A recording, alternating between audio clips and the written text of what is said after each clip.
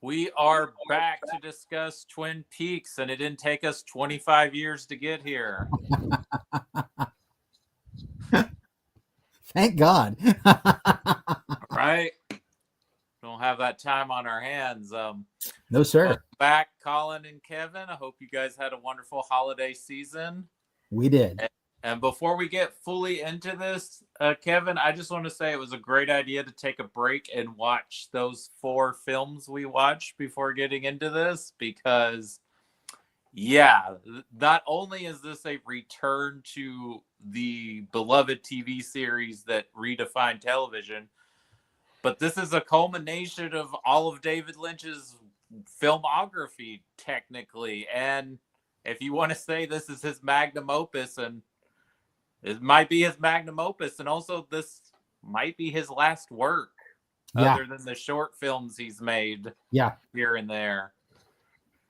I've always said when it comes to this particular season, this run, the return, the best way to describe this is that you can never go home again.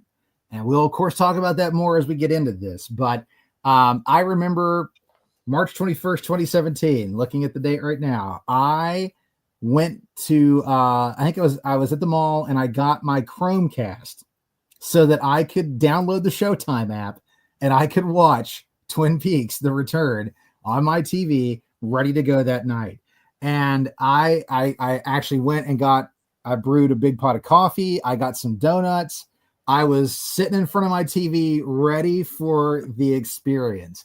And it's one of those things where these first 2 hours run, and it was just kind of like the feeling of, I don't know where this is going. Like it's amazing how it is a return to Twin Peaks, but again, you can't go home again.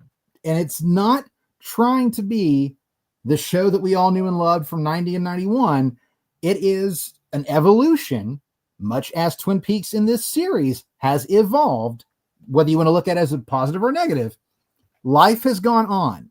We have all grown 25 years older, as well as Twin Peaks and the inhabitants of Twin Peaks. So it was really interesting to have a return, literally a return, that does not feel like it has to, it doesn't feel like it has to be exactly what you wanted it to be or what you thought it would be.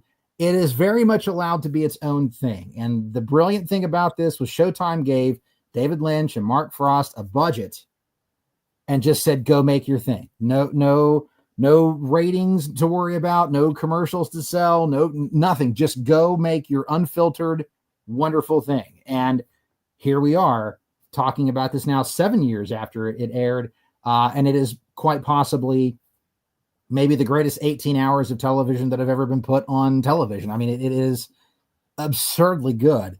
But I have to warn people, when they're going into it, if they're asking me about it, I'm like, don't expect, coffee and cherry pie, and don't expect, all of that, because this is a very different animal. I'm not saying you won't get those things, but this is not trying to be a literal return to the 1990-91 Twin Peaks.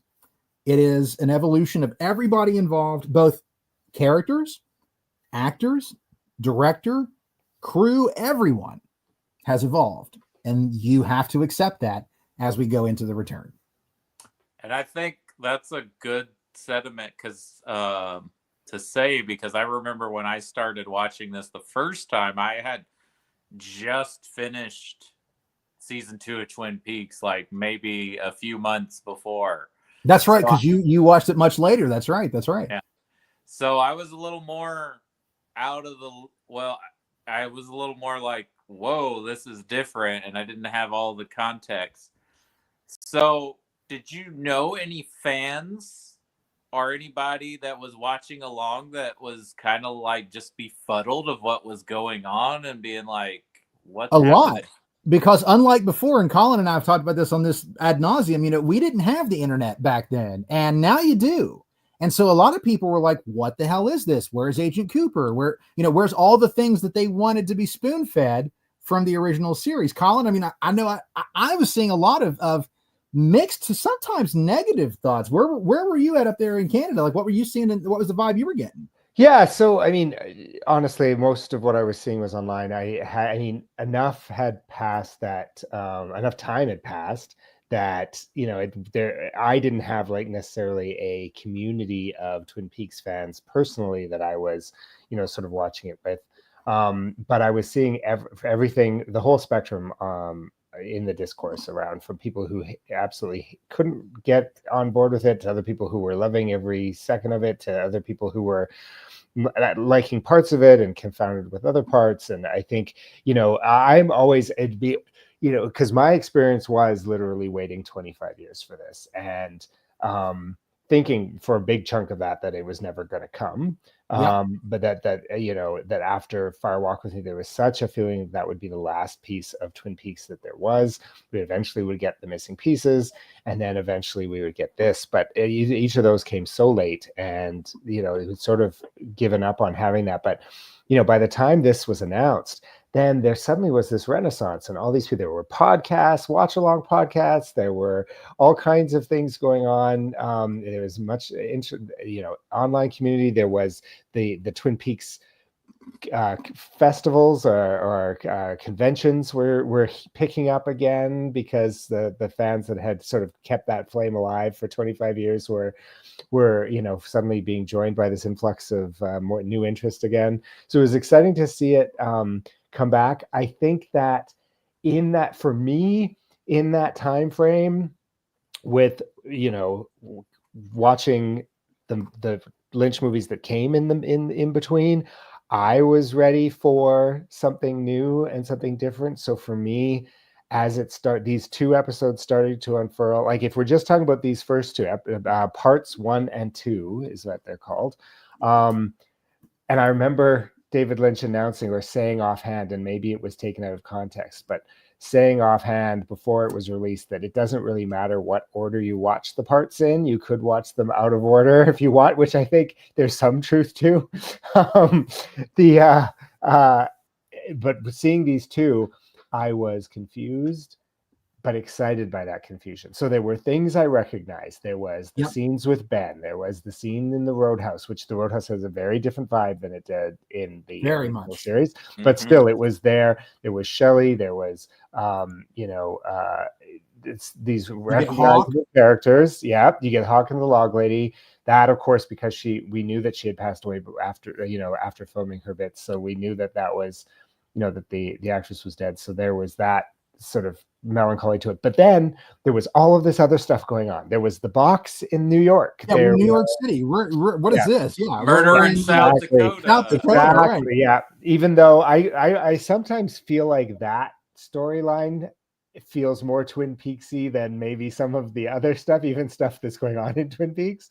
That one has sort of a similar vibe to the South Dakota bits. But anyways, I didn't know what was coming, and that thrilled me, because I think if I had watched something and it felt like the season premiere of season 3 would have what I would have expected back in 91, 92, I probably would have been I would have probably enjoyed it, but I think this is way more interesting for me. And I knew that even after watching these first two. So I was confused, but I was excited by that confusion. Plus, the Mr. C stuff was dark as all hell. Now, I want to say one more thing. One of the things I remember when I first watched these two episodes together that first night, all excited, I had my cherry pie and I was watching it.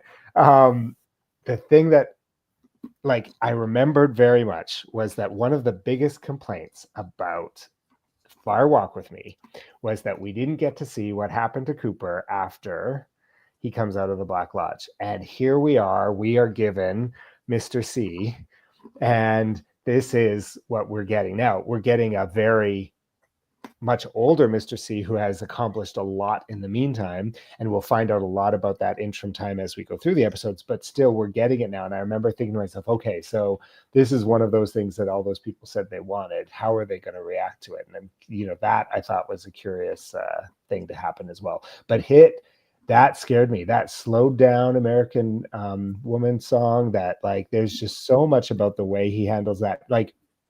I'd forgotten on rewatching it this time just how violent It was, and it's not like Lynch has shied away from violence in the past, but I think that like killing Dario was one of the most disturbing things I'd seen since maybe Maddie's death in season 2. Anyways, I'm starting to go off in all directions, but okay, so those were my initial thoughts when I saw it the first time. Was yeah, I don't know what to make of this, but I'm excited about the fact that I don't know what to make of it, because that's how I felt when I first watched Twin Peaks, is that I didn't know what to make of it. I'm in the same boat, that it was not at all what I thought. Like you said, if season 3 would have happened, this is not at all what it would have been like. Mm-mm. It would have been very much a continuation of what we'd already seen, which would have been fine back in 1991, 92. But this is 2017, and that wasn't what was really going to be happening. So for me, like, I kind of had made peace with the fact that I don't know where this is going to go, but it was one of those things, as the thing starts running, I'm like, okay, so this is being made by the David Lynch who made Lost Highway and Mulholland Drive, not the David Lynch who was trying to get like his name out there. Inland Empire, to be honest. Inland Empire, yeah. Like, I was just like, okay, now I know where I'm at. And that's why I wanted to take the break and watch the films that we watched, because those films their blueprints are all over The Return. As far as I'm concerned, Mr. C could absolutely fit into Lost Highway like that. It wouldn't even be an issue, dude. He would totally fit in that world, and it would be not one thing out of whack. Robert Blake's character from Lost Highway feels like something from the Black Lodge. Mm-hmm. We said that when we talked about it, and he absolutely feels like someone who can hang out with Mr. C. Like that shit, not a problem at all. And again, we get to witness the criminally underrated Kyle MacLachlan and really and truly like doing amazing work. So for me, like the very first scene, of course, we see it's black and white. And we see Cooper talking to the giant. There. I want to talk about this scene. Let's go there. Cooper talking to the giant. Now, of course, in the credits, they kept putting question marks by Carol Stricken's name. They wouldn't tell us who he was. He was just question marks. Later on, of course, we would find out, spoilers, that he's the fireman, is what he's known as. But we have this opening scene. And of course, so the very first thing we see are the two of them. And I'm just geeking out. Like, I'm just like, oh my God, it's Cooper. It's the giant. Like, this is great. Like, all right, here we are, man. This is wonderful. My boys. It's great. It's awesome. And then we get, the crypticness of, 4:30, Richard and Linda, the sound, that creepy crickety sound. And then it's just like, is it future? Is it past? And then just, we're kind of like gone. Like Cooper's just kind of gone. And it's one of those things where I just remember thinking like, man, this is really great, but this is like, what the hell is going on? And this is kind of creepy. And why is it black and white? Like everything, I'm just like, why is he not in the Red Lodge? What's going on here? And so, yeah, super like huge question modes already going from that first scene, but I'm absolutely intoxicated by what I'm seeing. Like it is, man, I can't put too fine a point on how exciting it was to be seeing those characters again, being shot by David Lynch, in a proper 16:9 setting and all the glory of HD and a real budget. It was stunning. But that scene, of course, ends up setting up so many things that will eventually happen down the road. The biggest thing I have found in years since past, in rewatching it and watching other people talk about it, and this is the question I'll pose, when do you think that's happening? That's the question, right? Yeah. Is it future? Is it past? Yeah. And I don't have an answer to that. I've thought about this. I will say, I do not think chronologically it's the first scene of this story. No. Like this is somewhere else. I think it's more likely it's the final scene of everything. It very well could be. It might not be that either. And I don't know. I was thinking about it again on this rewatch for this conversation because I knew I'd want to be talking about it, and I just still can't. Maybe I'll have a better answer when I've rewatched all 18 parts again, but I'm not sure I will. Well, it's one of those things, of course, when you're first watching it, you're not thinking about that. You're thinking of it in a chronological sense because it's just how we, as just human beings, it's how we interpret anything. We're just taking it in the order that it's given to us. But it is one of those questions that has popped up since is this scene, is it the end? Is it in the middle? Is it before a certain point? And then suddenly here we are. Is this maybe the last thing? Spoilers, galore if you've not seen this in the 7 years that it's existed. Right. Is this something that happens right before he comes out of his coma? Like, there are a lot of places it could fit in that would make sense. And so that's a really interesting place to open up the whole series with this particular scene, which ends up being an important thing because there are a couple, well, there's like 3 major clues we get there. The 4:30, Richard and Linda, 2 birds, 1 stone. And of course, that sound, that particular crickety buggy sound. For what it's worth, it's a hell of an opening because, I mean, you're like, wow, like, A, you're back with Cooper and the giant, but then, like, B, where the hell are they? Why is it black and white? Like, where is this place? Right, it's not the lodge. It's not the red lodge or the black lodge, I should say. It's not the black lodge. It's not the waiting room. And when is this happening? And, like, really, like, what the shit does this mean? Like, it's all going to get revealed down the road, but you're like, man, the puzzles are already, like, the pieces are already getting set, man. Like, you're already trying to figure out how you can plug things in. You're trying to build the corners already of the puzzle, right? Like, you're already like just firing on all synapses. Right. I mean, it's giving us Cooper and the fireman. So we don't have that word yet, but the Cooper and the fireman, which is giving us that familiar piece, but it's also completely disorienting because it's not giving them to us in the way that we expect them to be given to us or the way that we recognize them being given to us. So it's doing both of those things at the same time. And I also think it's reminiscent of the beginning of Fire Walk with Me, which also is a little bit of, okay, what's going on here? Where am I? What is happening here? That one might be a little bit more on the nose with the smashing of the TV, but I think at the same time it has a similar effect in that it jars you into like, unlike most TV, and unlike most TV of this era and the streaming era, you cannot be scrolling on your phone while you watch. And it feels like so much of TV today is designed to be consumed while you're multitasking. David Lynch doesn't want you watching movies on your fucking phone. Yeah. This is why people watch things with subtitles too, because they're not paying attention fully. They're just sort of half listening. And doing other things. That's right. And so this one is shocking you into being, okay, pay attention. And remember, that's what we're being told to do. Remember these things, right? Yes. So whether maybe there's some metatextual stuff going on there. Again, I don't know. Part of my response to your when do you think it's going to happen is I'm not sure there is a right answer because maybe it's happening. I don't think there's a wrong one.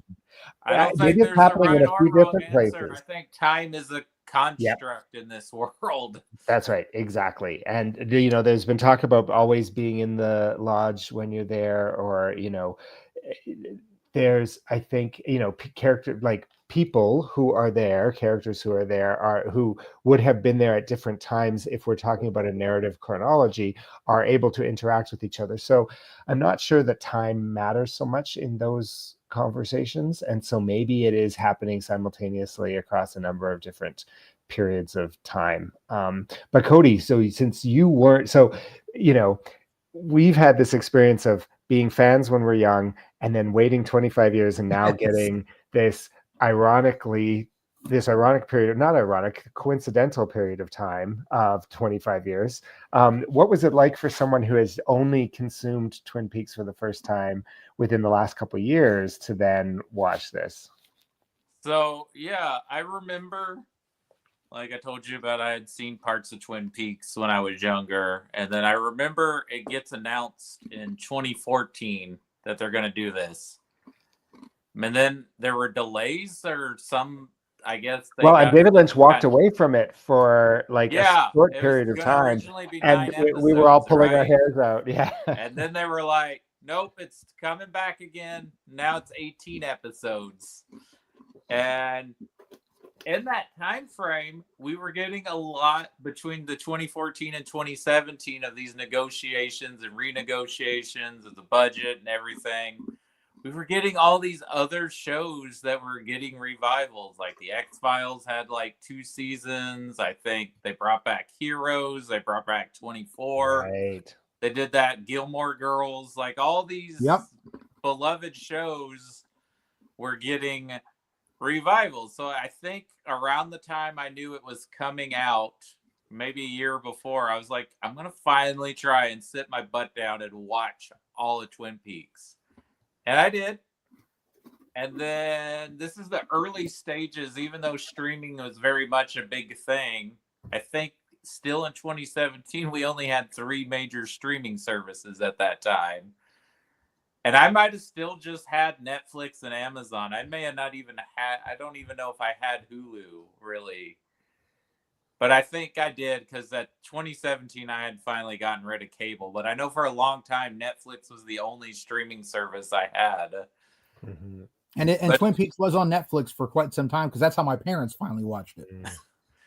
But I started to watch it in 2017, not too long after it came out. I think I got a Showtime subscription through Hulu, because I think they were offering some kind of deal or something. Mm-hmm. And I was just befuddled. Because I hadn't spent 25 years waiting. And I had seen a lot of David Lynch's movies, but I hadn't seen every one. And like, I wasn't like mad or like, why isn't it just picking up right where it left off? Because I mean, I understood the context. It's been a while. And some of the actors had already passed. And also, it's just, as we go through this, it's going to be amazing. Not only the actors who passed before this came out, but how many have passed since those 7 years. And some of this is their last thing they worked on. Yep. But for some reason, I didn't finish it initially in 2017. And I don't know if I just got too busy or decided not to pay the extra fee. I think I got to episode 8, and then for some reason didn't go through. And then during COVID, I was like, I'm going to try it again. And I finished it. Because I got Showtime for like a month. Because they were giving like free subscriptions to like everything during COVID. Right. Oh, yeah. So I finished it and I was like, well, this is great. Why didn't I finish it when I first started it? And then now I just rewatched it, and it was even better the second time because I have more context and I would agree completely. The second time through was a far more rewarding experience. After I had taken my partner through seasons 1 and 2, Twin Peaks, Fire Walk with Me, and The Missing Pieces, going into the return for a second time, it was just like, man, this just really plays even better. And you know, that's the sign of really good writing and really good development, when it's great the first time through, but there's reasons to rewatch it. There are things that play differently, things you pick up on, scenes that play differently because you know where something is going. And it just made it such a rich experience to revisit it. So do we want to just like go through the episode, like kind of scene by scene it? How do you want to do this? Or thread by thread, maybe? Thread by thread, perhaps? Like, yeah, I mean, that's a good call. I mean, where would be a good place to start? Do we want? Well, I just want to say this. If we really want to do ourselves a service, we're going to get one of Dr. Jacoby's shovels and shovel ourselves out of the shit and get things done. All right. So I'm not going to lie. This first scene we see with Dr. Jacoby, he's living in a trailer, and I'm like, what the fuck has happened to Dr. Jacoby? Like, what is going on here? And we got like a cute, like jerry-rigged system of shovels hanging on a rope, like a clothesline, and we're spray painting, and then we hit a button and they rotate around. Well, we spray paint the other side. I've heard some people calling his what he's doing, you know, as his super chill self, that he's basically turned himself into the liberal Joe Rogan of Twin Peaks. No, that's a valid point. Yeah, that's a very valid point. I don't even know how liberal he is, honestly, but it's so like, you're just watching it and you're like, what is this? Like, why are we painting shovels gold? Like, what in the hell is Dr. Jacoby doing? And then, of course, your mind starts wondering, oh, shit, it's been 25 years. What has he been doing for 25 years? And we've talked about many a time, he was a terrible doctor, so it's good that he's not practicing anymore. But what the hell is going on? He was probably forced into retirement because of his terrible practices, and he's living off his retirement just out in the middle of nowhere. I guess, man. I guess. I mean, it's one of those things where I'm like, what in the hell? Like, it really is one of those scenes where you're like, it's so perfectly Lynch It's such a mundane thing, but it's so off kilter and weird, and you're like, what the hell? And then of course you find out that Dr. Jacoby is selling these as part of his being a podcast host. Yeah, it doesn't pay off for a little while, so it is just one of those things that's just like you're there. like, but it does have a great payoff.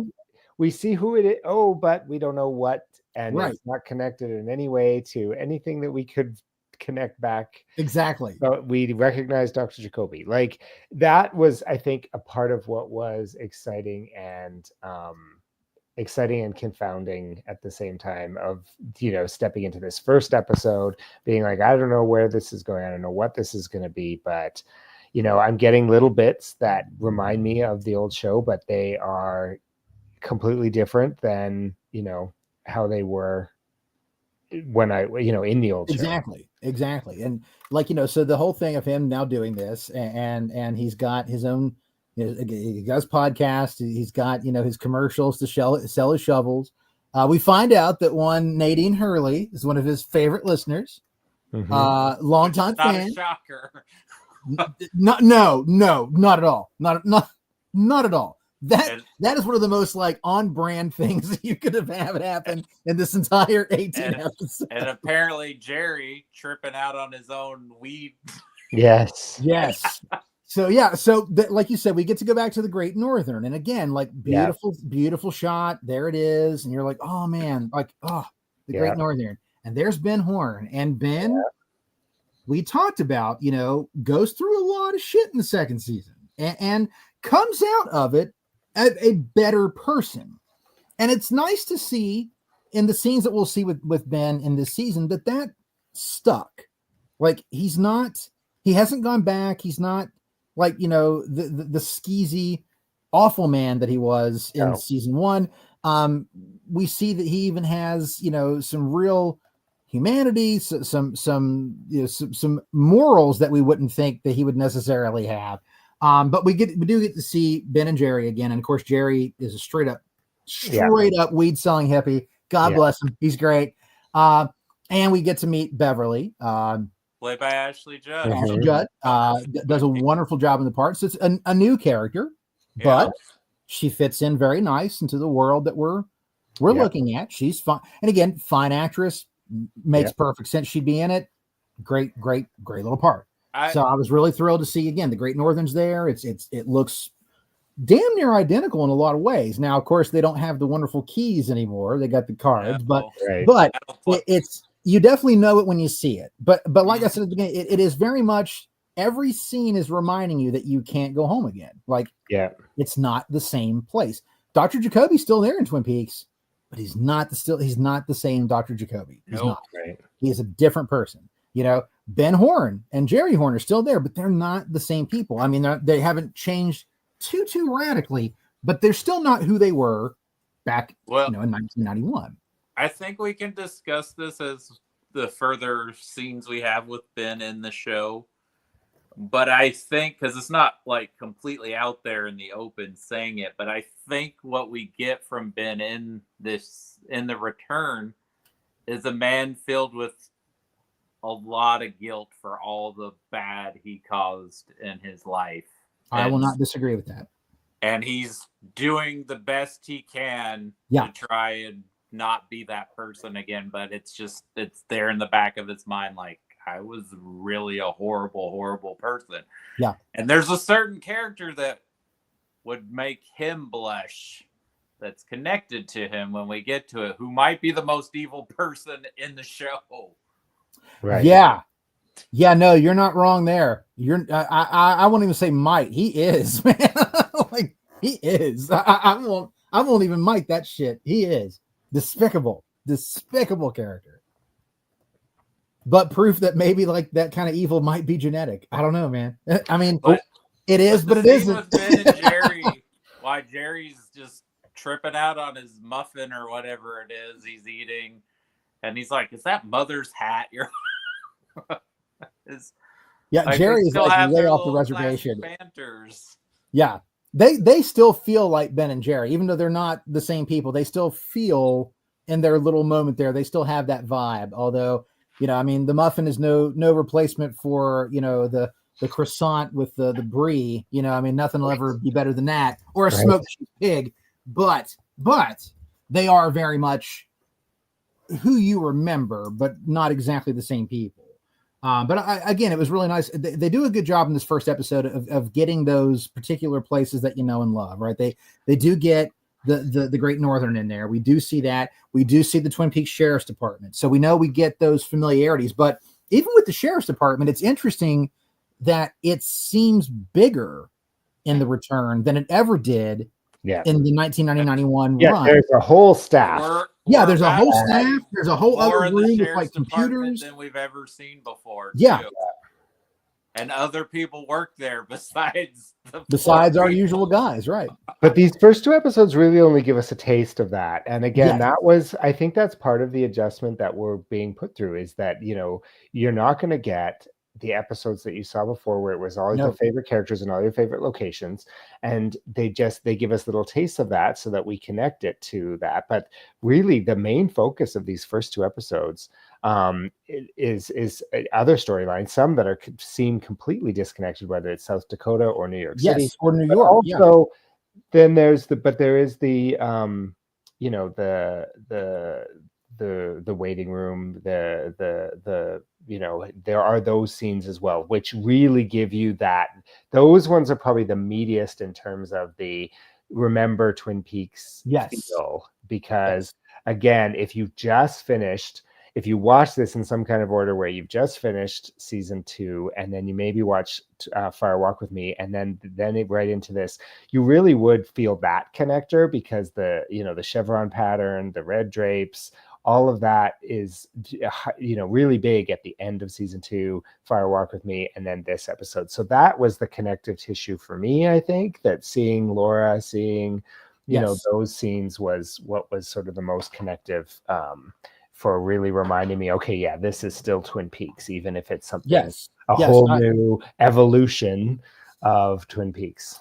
And the evolution of the arm. Let's go ahead and talk about that for a sec. We get like the scariest Charlie Brown Christmas tree you've ever seen. It's really, really, it looks like Tim Burton and the Charlie Brown Christmas tree like had some sort of horrific baby. Like the Eraserhead baby of trees. That's what it is. It's the Eraserhead baby of trees. That's what it is. You're welcome. Now you know what it is, and you can hear those things, picture it in your mind, and you're correct. If you've never even seen it, if I tell you those things, you're like, I wonder what that looks like. Whatever. You're correct. So certain directors would have just cast another little person to be in that role. Other directors would have come up with something. Oh, now this character is going to be 12 feet tall, or going to be some other size, or whatever, and cast a new actor. But no, David Lynch creates this nightmare tree that talks. And throws it in there. Like, nobody else would have come up with that. No. It is issues. Is the actor, was his name Michael J. Anderson. Michael J. Anderson. I think there were some issues with him when they were filming about how much he was getting paid, and he had a falling out with Lynch, I heard, falling out. So Lynch is like, okay, well, what we haven't shot, I'm gonna make a creepy tree. And also, Lynch is not concerned about which actors are dead and which actors aren't. He's like, what I want to use, because people talked about a teapot later. I don't want to get into it.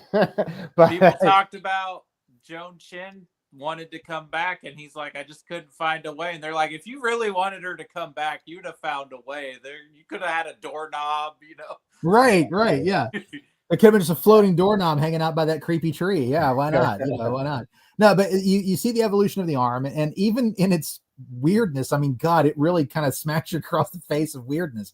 But it's still so wholly Lynch, and it's still so wholly Red Room Black Lives. Like it's one of those things where you're like, that's weird, but then you look at it and you're like, but that makes sense here. Like, yeah, it totally fits in. Why wouldn't it be anything else but creepy nightmare tree? It's really one of it's a testament to David Lynch. I think that he can put something like that in and you just kind of go with it and like, okay. It's like, okay, here we go. Yeah. That's the arm. Again, if you've seen Lost Highway, Inland Empire, and Mulholland Drive, then again, yeah, Nightmare Tree makes sense. It does. Yeah. It is, and it is a Nightmare Tree. Like, okay, so I've said before that very few films or television has ever scared me.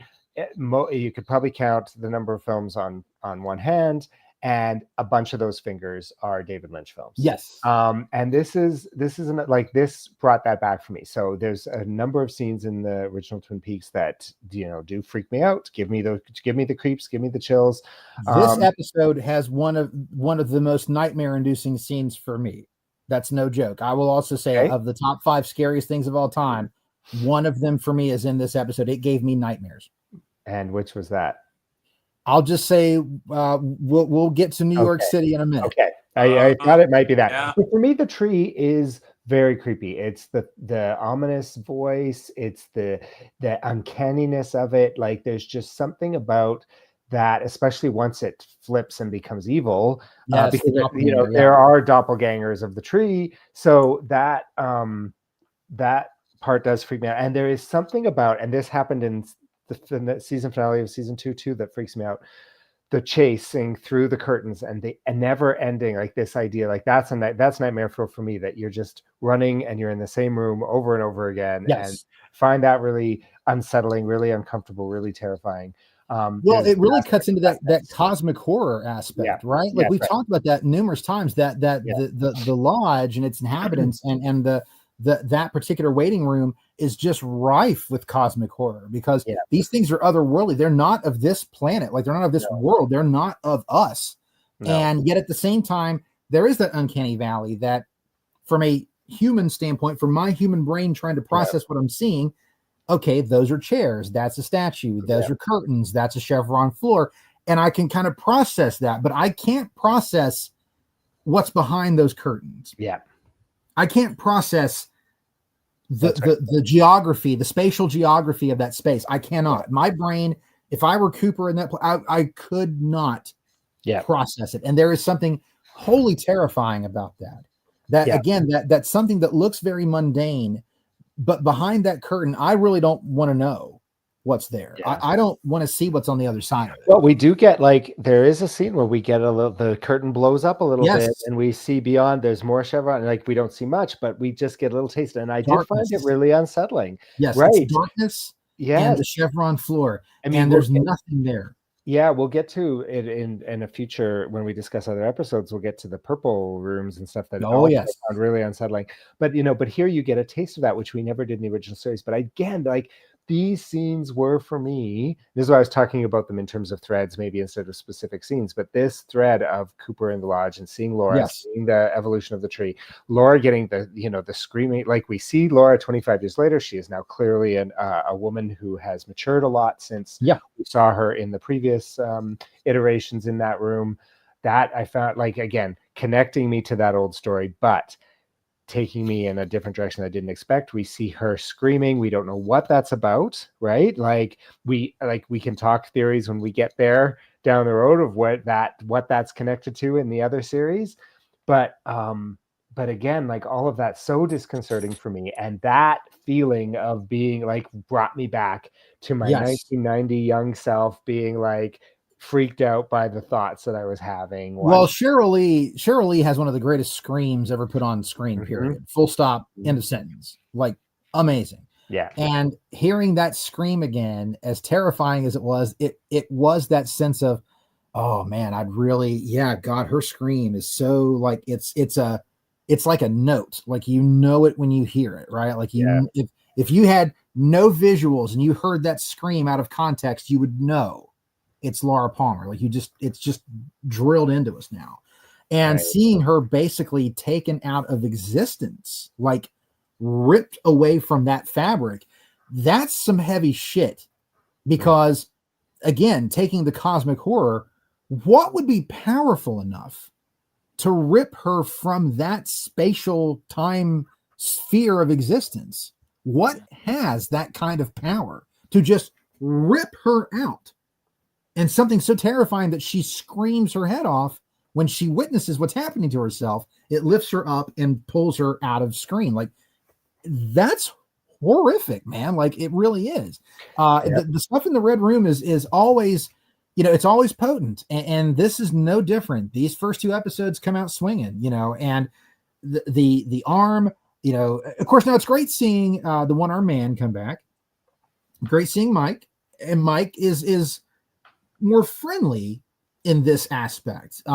Mike honestly is more like the man from another place in the first 2 seasons. The arm.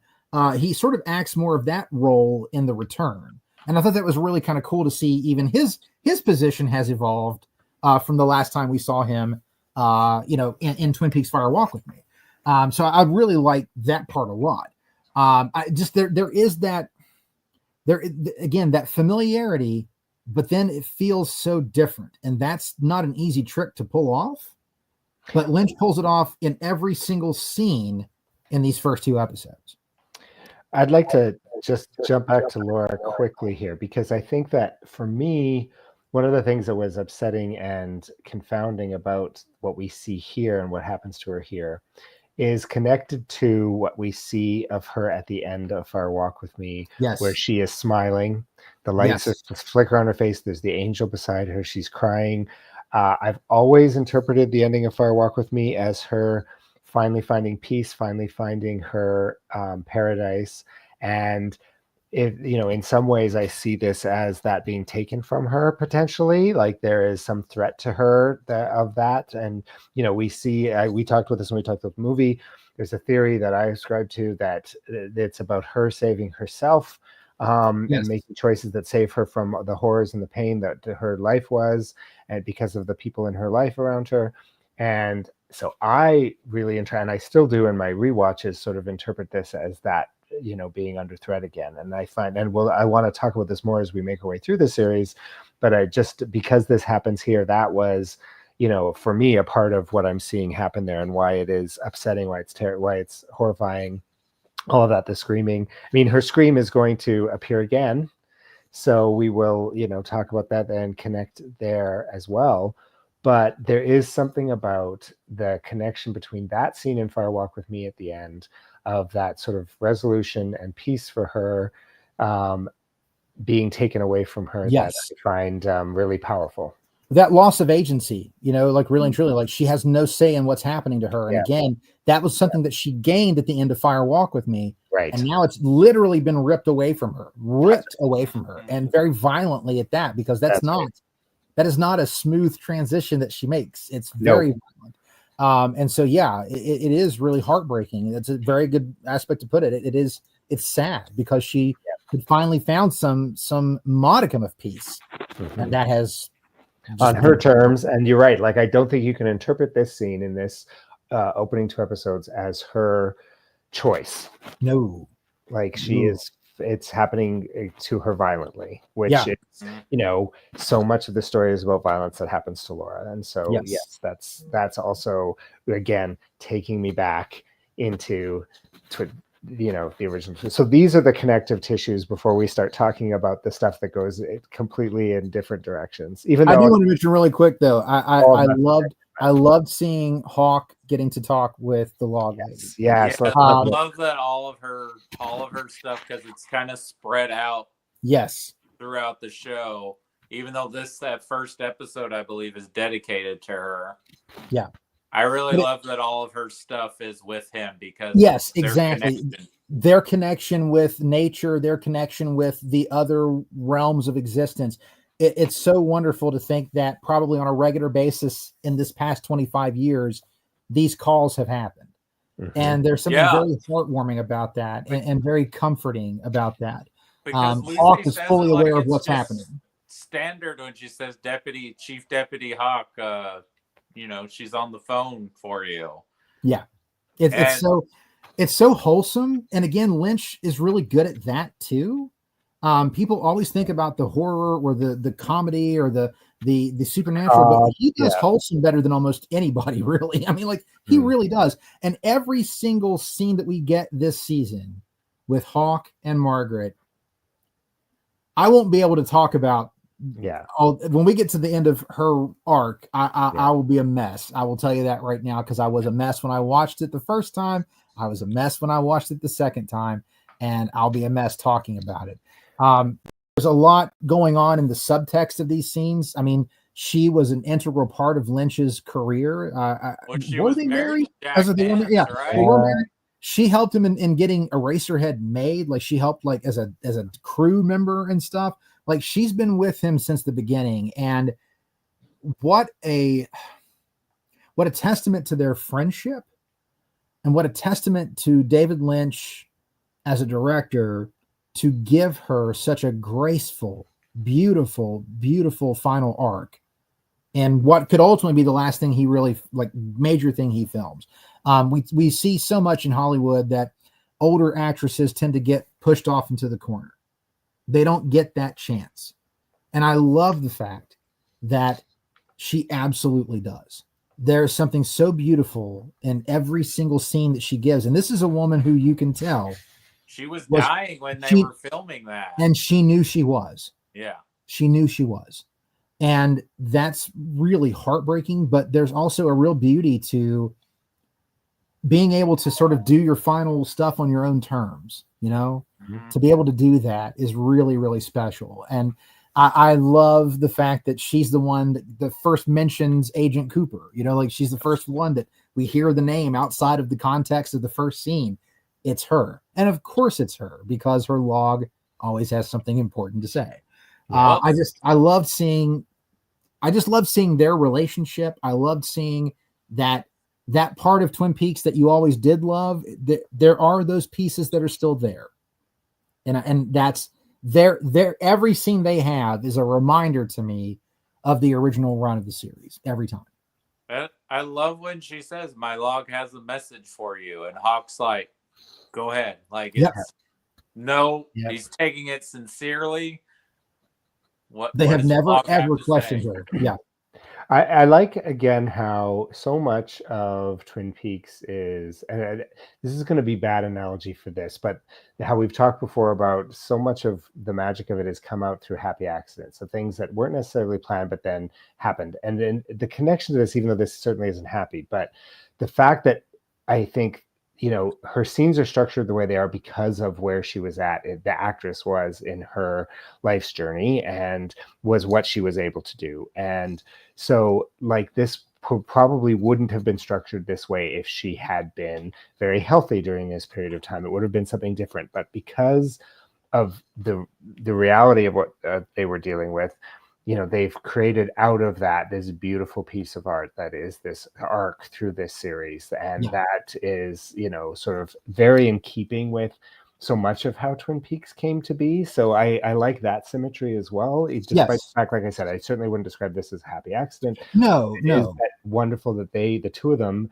as artists together, David Lynch is the writer and director and her as the performer, were able to create this really beautiful thing out of that. Yeah, I would agree wholeheartedly. You know, it'd be interesting if she wasn't dying. Like, how would her character have been used in this series? Mm-hmm. And you know, in another universe, that version exists, but we have what we have here, and it's beautiful to see that. Yeah, similarly to if the actor who played Major Briggs was alive, or David Bowie was alive, or there's a number of other things that might have been different if different performers, if Miguel Ferrer had died earlier than he did. Like, there's so many things that are just about the, you know, happenstance that, you know, and in the end we still get this as it is because of, you know, when it was made. So just hers, I think, is especially poignant. Yes. That, you know, this part and seeing that part. Yeah. Yes. Segueing, I just kind of want to get your guys' opinion. And also, we might discuss more of it as we go along. But what is your opinion of Kyle MacLachlan's performance as Mr. C, or as Bob as Mr. C? Because a lot of people feel like it's not that interesting. He's just speaking in a very monotone, deep voice. Like, there's some interesting scenes, but the overall performance. And I think maybe people were wanting, like, Bob or Mr. C to go full, like, maniacally evil. And we might have gotten that had we gotten season 3, right? We might have had Bob toothpaste squeezing Cooper, right? Yeah, we might have gotten that, but it's been 25 years, so we just get the analogies or comments of what he's been up to. and he's been in this body for 2.5 decades. Well, all we see of Kyle MacLachlan in these 2 episodes is Mr. C. So we don't get the other. He's played so many characters in this. Other show. than the very opening scene with Cooper, that's literally it. Everything else. And the Cooper talks to Laura. So I guess I just was talking about that. So I'm wrong. But mostly what we get is Mr. C. And because the Cooper that's in the lodge is always this like he's sitting there, he's almost restrained in a way. Yeah. Like we don't see the running around Twin Peaks Cooper. He is reactive, whereas Mr. C is proactive. I think that's the best way to look at it, really and truly. Mr. C is making things happen. That murder scene, which is in episode 2, and then his opening scene where he just beats the poop out of that guy. For me, I found Mr. C to be a very chilling character because I think there is something far more chilling about someone who's that reserved and that calm and that self-assured. Yep. That they know they're the baddest man in the room when they walk in. That's something so much more terrifying to me because they don't have to tell you that they're badass. You know it. There's an air about them when they walk in the room. And seeing him with his greasy long hair and those damn near black eyes, I mean, Mr. C is to me, a very intimidating and scary character. And I think Kyle MacLachlan plays the hell out of that role as he plays the hell out of all 3 roles this season. He's phenomenal. Mr. C, though, is really, to me, like anybody who would say that he wasn't, I mean, I don't know what the hell you were wanting, because to me, that guy is intimidation in boots. Like, that guy is intimidating in every scene he's in. You know, like the scene at the diner where he's like, I don't need I want it. I don't need it. Right. And it's the most like chilling, like ice cold vibe. And another thing that you pointed out, he's inhabited this body for 25 years now. He's comfortable in the skin. Yeah. You know, he's not wacky and weird and squeezing toothpaste. The settling has been done, right? Like it's balanced out now, and he now has control. And that is a far more scary concept. It's a far scarier concept. And of course, we'll find out that he's got contingency plans to stay. Yes, this guy has contingency plans, and we'll find out that there are ramifications for his actions of running around loose and unchecked with particular individuals and connections in future episodes. But Cooper, you know, Mr. C is to me a terrifying force. Yeah. And knowing that Bob is along for the ride, you know, that there's basically like 2 entities in this body. It's almost like Mr. C is his own thing. He's not just Bob, right? There's something very terrifying about that. That kind of unchecked immorality and unchecked power. That's a recipe for just a bad person, just a bad egg. And that's a great way to describe Mr. C. Any thoughts on who he's talking to when he's talking to Phil Jeffries, or he thinks he's talking to Phil Jeffries?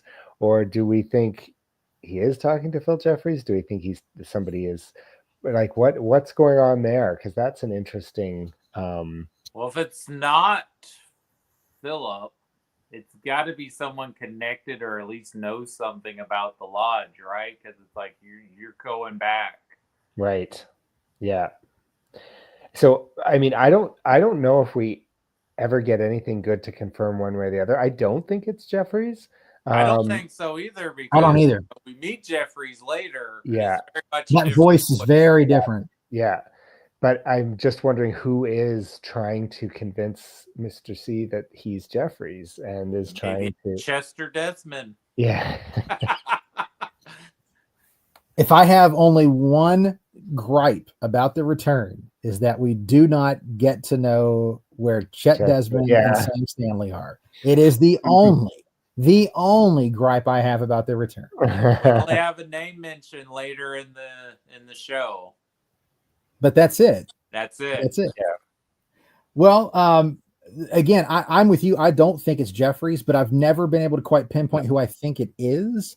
And that's okay, because there's almost that creepiness of not knowing what the hell it is, man. I mean, like, we really don't know. And that's also terrifying, because this thing knows what he is. This voice on the other line knows what Cooper is. And that's very creepy. Yep.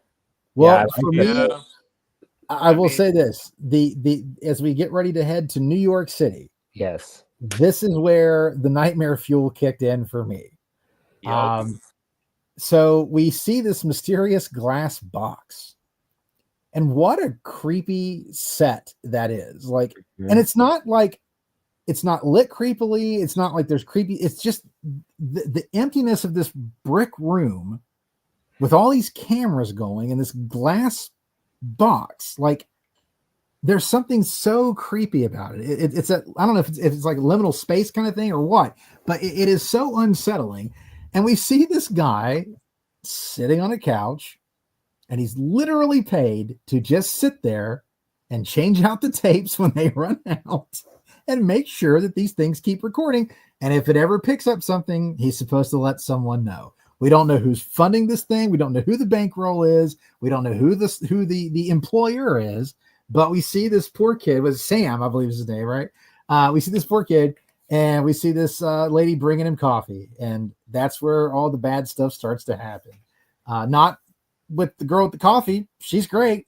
But something that has been alluded to in many discussions about Twin Peaks, and even a trope of horror films, is that premarital sex. Sex is a scary thing. It's a thing that sets you up for problems, right? Yeah. You don't go to Camp Crystal Lake and have unprotected premarital sex. It's never going to end well. You've got history to show you that it does not. And sex has always been a big part of Twin Peaks, and not always in a good way, obviously. This is one of those where it starts off kind of good, but goes very south very quick. And the idea of sex being something that calls to an evil power, an evil entity, if you will. That's something, again, that cosmic horror aspect of it, very, very creepy. But it's also funny how it does play into the trope of sex gets you killed. in horror films, sex gets you killed. So without beating around the bush, we finally see the lady with the coffee. Is it Tracy? Yeah, Tracy's right. Tracy, yeah. Yeah, Tracy. So she and Sam are sitting on the couch, and as what happens in these usual types of scenes in horror films, they decided they're not wanting to just drink coffee. They want to get it on, and so they do. And both of them very attractive younger people in their late 20s, early 30s, probably very both of them very attractive people. And as they're having their moment on the couch, perfectly provided by the employer, and you have to kind of wonder, was it a setup? Just putting that out there. Yep. The setup. I want to ask some questions about that. Yep. Because they have their little witty, flirty vibe going earlier, where there's a security guard, right? And no one's allowed in there but whoever's watching it. She comes the next night. Security guard's gone. Where is he? And so suddenly they come in, and here we are. So as they're in their moment of passion, the camera cuts to the box, and this unnatural darkness starts filling up that box. And this is where, for me, the nightmare fuel hit. You start seeing these ghostly images inside this box, something that looks somewhat humanoid, but not quite. And it's very, very disorienting, and it's very disturbing. It is a scene that is up there for me, like with the Winkies, behind Winkies. It's up there for me on that level of setup and then the initial hit. So this entity something starts forming in there, right? Like he starts seeing something, and Sam is kind of looking over Tracy's shoulder, and he starts noticing it. And then suddenly we see this very humanoid form, but it's almost all white. There's no genitalia or anything. There's no identifying qualities of what the hell it is, but suddenly it is like getting closer, and it's that jittery. You ever seen Jacob's Ladder? You know, the jittery people that he sees, like it felt like that to me. And those things scared the shit out of me in Jacob's Ladder. There's something about that kind of motion that's in real time. It's so unnatural and creepy, and it messes with me every time. And to see that body walking towards that glass, and then suddenly the glass shatters, and this thing comes in with claws, like just shredding these people. And you don't get to see what really happened until a little bit later. But I will tell you that imagery, the sound, the soundtrack, everything about that scene is peak Lynch scare. Shocking amount of gore too. God, it is very gory. Yes, very gory. And then when you see the revelation that literally their faces were removed. Yeah, I mean, like there's like a hollow part of their head and nothing else. That's it. Wow, that shit is terrifying to me. Like there is something about that scene that it gave me nightmares that night. I can straight up tell you, I had nightmares about that entity. The experiment, as it's known in the credits. So again, we're kind of in spoiler territory talking about this 7 years later. In my mind, that's always been Judy. Okay. Is that's I've always thought that's kind of the basic consensus. Is that where you guys are on it? Cody? I hadn't really thought of the connection there, but you know, as we're talking about it, and as you get later into the show, as we find other things going on that's connected to this other world, you notice that there's a lot of this removing of the face with the entities and things going on. And so, I mean, yeah, we see that with Laura. Yes, right away. Sarah. We'll see it with Sarah eventually. Yeah. Yeah. But I think so. For me, I remember watching this, and one of the things that I love about this show, the way that it works, is that it doesn't answer all the questions for us, which I think is great. Because it starts out, this is one of the main plot lines to start out with. We're not going to see a lot more of this for the rest of the parts. So there's this whole thing where I think there's going to be this mystery box. Who is Tracy? Did she have some sort of agenda? Why was she pushing so hard to try to get into that room? Was she being paid by somebody? Is there going to be some, we never get any of that. We never find out any of that after this part. It just gets mentioned later, right? And we see the box one more time. Yeah. And so, but there's also this idea. So I love the fact that they've set up this whole plot line that we think is going somewhere, and then we don't get answers for it. And it ends up, I mean, it informs us about certain things, but nothing like what we think it's going to, right? And I think that part's amazing. I think everything Kevin said about how terrifying it is real. What I love, there's this, okay, so going back to the smashing of the TV at the beginning of Fire Walk with Me, what I love about some of this plot line in this thread is the meta context of the fact that this is a glass box that someone is sitting there watching while nothing is happening. Oh yeah. And I just think there's something so brilliant about that, and how it destroys him in the end. And the glass box is technically in 4:3 ratio. Yes.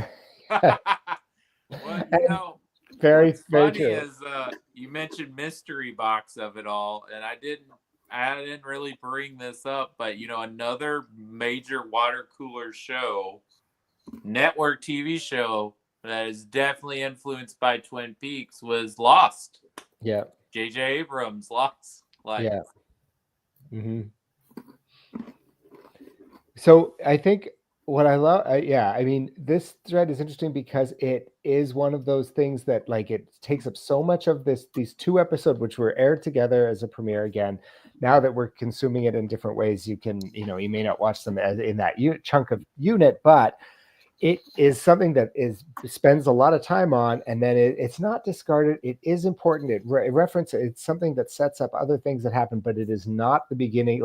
Again, TV is structured in a way. Typically, it's structured in a way that you get threads that are started, and then you follow those threads through, and they reconnect. And this show doesn't work like that. And I love that it upends all of our expectations around that. So even when we're talking about Mr. C talking to Jeffries, we never get an answer of who he was really talking to. We do get references to Jeffries later in a whole different way that has nothing to do with that conversation with Mr. C.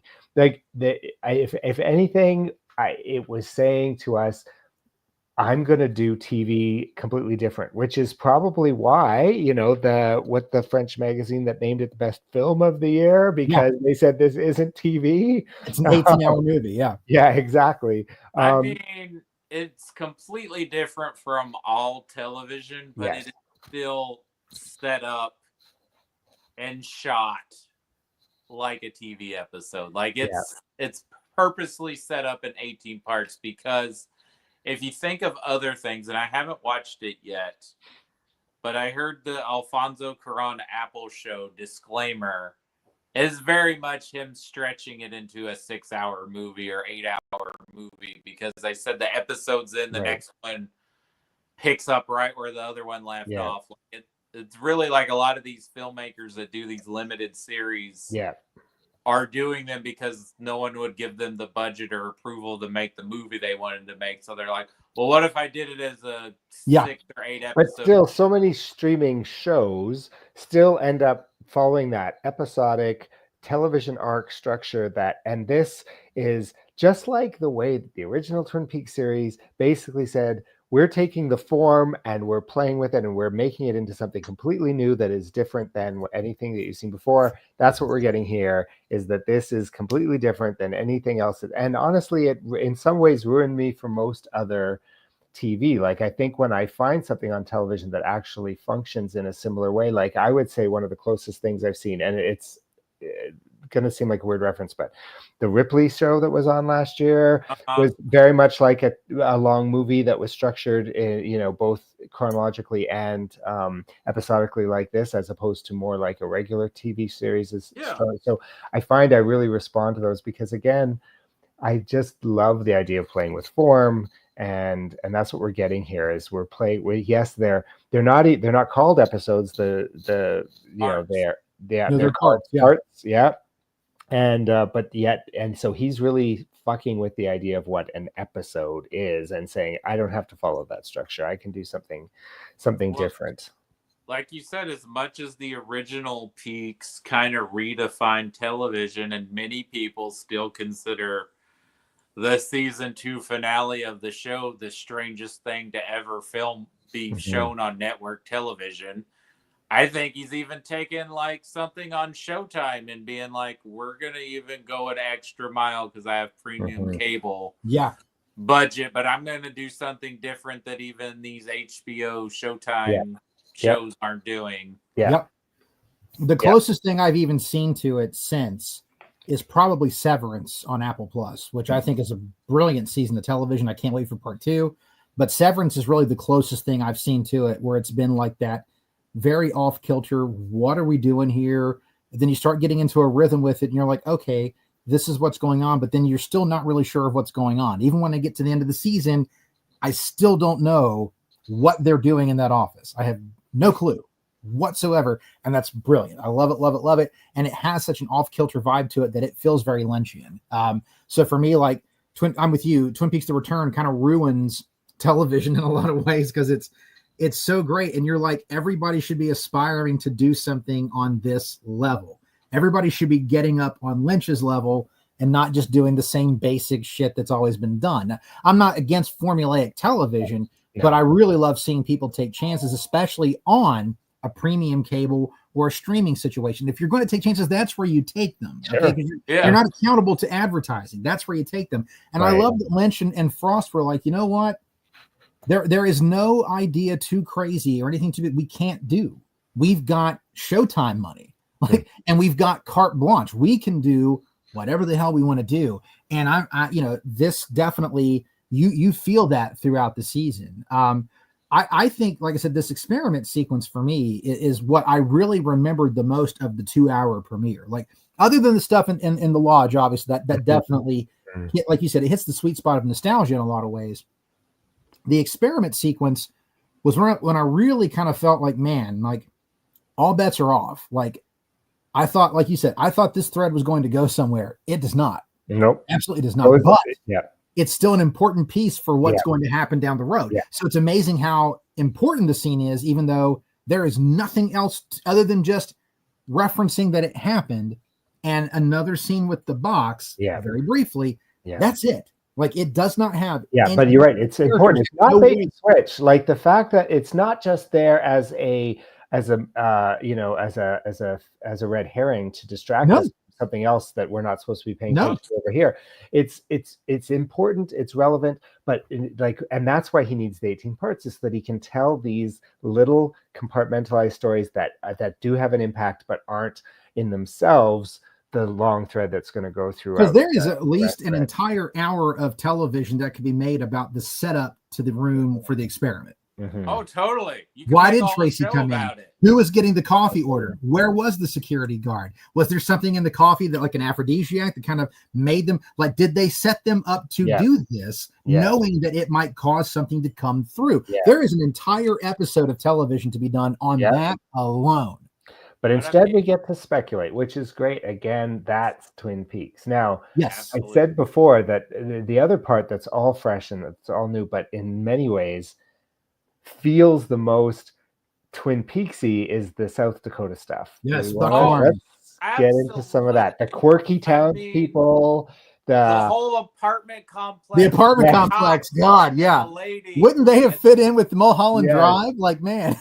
and even the poor maintenance man, who I guess is up to some illegal shit because he is freaked out when those cops show up and he's calling Harvey, what you do? Yeah, it's a little Big Trout trailer parky. Yes, it's very fat trout. It's very fat trout. I didn't realize, I knew Lynch had comedy in him and these quirky characters, but I didn't realize how much him and the Coen brothers have a lot in common, except the Coen brothers don't play with the existentialism quite as much. But they get the quirk. They really get the quirk.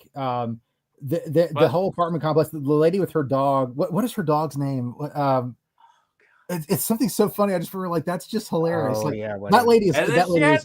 The whole time. I know. I love that. That lady's a riot, dude. She is. Doesn't that feel so Twin Peaks though? Oh, absolutely. Yeah. Now it's all the way over in South Dakota, but I love that too. I love that because Lynch, we always talk about Lynch having this fascination with that sort of under the surface darkness in Americana, and the fact that this isn't centralized to just Twin Peaks. Like this analysis of American weirdness is like also like it can be found in other parts of the country too, and I think that's what's brilliant about this. But yes, these parts I remember feeling like, okay, this makes me feel like the goofy, weird Twin Peaks stuff that I missed from the original show. And you mentioned Mulholland Drive. The detective is the same detective in Mulholland Drive. Yeah. Yep. And then there's the weird jokes between him and the coroner lady. Like, I think she is so good in this. I love her. She's great. She's one of my favorite parts of she is Buckhorn's answer to Albert, and there is total payoff in that statement. Yeah. To say that. She is she's great. And how crazy, like, this is how we get Major Briggs. Yeah. This is how we get Major Briggs. We get a decapitated Major Briggs with a woman's head attached to the body. Mm-hmm. And all I could think of when this happened, I was like, what in the absolute fuck happened here? Like, how did we get to this situation? Like, this is some Godfather shit right here. Yeah. But then you start finding out that it's far more cosmic horror than you would ever suspect on the surface. And almost like Buckhorn has like a little portal to the lodge. Like there's something there, man. It's not which that does, we get that payoff later. Yeah, because you definitely know that Buckhorn is not a normal place, and we get that feeling. Buckhorn, and it's interesting that you pointed out. Buckhorn gives us the Twin Peaks stuff that Twin Peaks doesn't give us in this season of points. That's right. It really does. And it's interesting that in a very rural town filled with very quirky characters, there is still that underlying terror. And the idea of, what do you do if you're the sheriff of Buckhorn, South Dakota, and suddenly you're dealing with a decapitation where you have one, a missing head, and the other, a missing body. Yeah. Like, what the shit, man? How do you even process that? Like, that's what? And then you get fingerprints that match up with, your local school principal. Like, what? Like, this shit's nuts. And I think that's Lynch, we talk about the underbelly of small town America and like weird and disturbing things happening, making him the school principal is something straight out of something you'd read in the paper or on the news, Yeah, I definitely think Matthew Lillard and Jane Addams are some of my favorite parts of this. It's the best work Matthew Lillard's ever done. Yes, he's and if so I were good. to get to meet him at a convention, it's all I'd want to talk to him about. Not Shaggy, not Scream. I want to talk about Twin Peaks. Like that's all I want to talk about because it's such great work. And even he was like, "This is the most difficult work I've ever done." And I'm like, "Yeah." But I'd love to talk to him about working with David Lynch and how Lynch was able to pull out. I did not know that he had that performance in him. I'll be honest. Yeah. Right. It's and I don't think he's a bad actor. I've never seen him do anything quite that. And when he's arrested, that's pure Lynch comedy. Mm-hmm. We have company coming. Yes, the arrest, but it's reminiscent of in Mulholland Drive the shooting, the private eye shooting sequence, and how that drags on. Like it's just got that kind of really dark comic, like just catastrophe sort of things going on, and I'm here for it. I love it. That all the South Dakota parts in this part, and we also another reason why it's Twin Peaksy is there's that great panning shot in the jail. He's locked in, and then you bow by and you see the woodsman character, and then it disappears. Like that gave me chills, right? Yeah. And then I think we don't see that. There's another woodsman scene later that gives me chills, so I won't talk about that one yet because we're not there. I'm trying to just contain it to these 2 episodes. It's tough, but the woodsman we recognize because we saw the first one in Fire Walk with Me. So we don't have the names from them yet. There's a lot to come with them, but we're getting that, and it's creepy. And that, you have this dark humor mixed with suddenly a cosmic horror element that's just sort of teased to us a little bit. And that really brought me back to the original series and the way that show balanced those things. Well, and one thing we also need to talk about, because we only get one scene there, but we get Las Vegas in the mix in this. Very briefly. And very briefly in the first 2 episodes do we get it. Yeah. But it's going to be a big part where probably my favorite characters of the new characters, they reside in Las Vegas. Yes, I'm going to leave it at that. We don't see them yet, though. Not we yet, only see one guy who's pretty minor. Very minor, but he's still important. But he's taken orders from someone. Yep. I mean, it's Mr. C, but it is absolutely Mr. C.